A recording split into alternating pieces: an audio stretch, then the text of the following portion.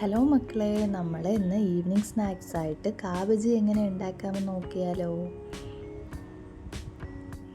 അതിനായിട്ട് ഞാനൊരു 7 കായ എടുത്തിട്ടുണ്ട്. അതിൻ്റെ 2 സൈഡും നമ്മളിങ്ങനെ കട്ട് ചെയ്തെടുക്കണം. കട്ട് ചെയ്തെടുത്തിട്ട് അതിൻ്റെ കട്ടി ഭാഗമായിട്ടുള്ള നമ്മൾ ആ തൊലി എല്ലാം കൂടെ ഒന്ന് ചെത്തി വൃത്തിയാക്കി മാറ്റി വയ്ക്കാം.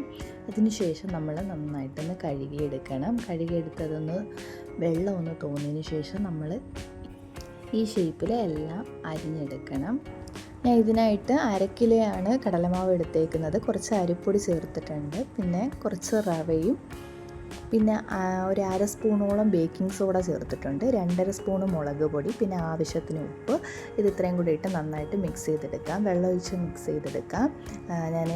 ഇതിനകത്ത് ഞാൻ കായപ്പൊടി മിക്സ് ചെയ്യാൻ മറന്നിട്ടുണ്ട്, അപ്പം അതും കൂടെ ചേർത്ത് കൊടുക്കാം. അപ്പം ഈ പരുവം വരുന്നവരെ നന്നായിട്ടൊന്ന് മിക്സ് ചെയ്തെടുക്കാം കേട്ടോ.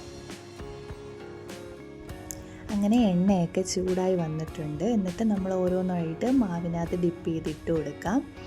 അങ്ങനെ ഒരു സൈഡ് വെന്ത് വരുമ്പോൾ നമ്മളത് അടുത്ത സൈഡിലോട്ട് മറിച്ചിട്ട് ഒന്നും കൂടെ നന്നായിട്ട് വേവിച്ചെടുക്കുക. അപ്പോൾ അങ്ങനെ നമ്മുടെ കാബേജ് റെഡി ആയിട്ടുണ്ട്. വളരെ എളുപ്പത്തിൽ തന്നെ ഉണ്ടാക്കാൻ പറ്റുന്ന സ്നാക്സാണ്, നല്ല ക്രിസ്പിയാണ്.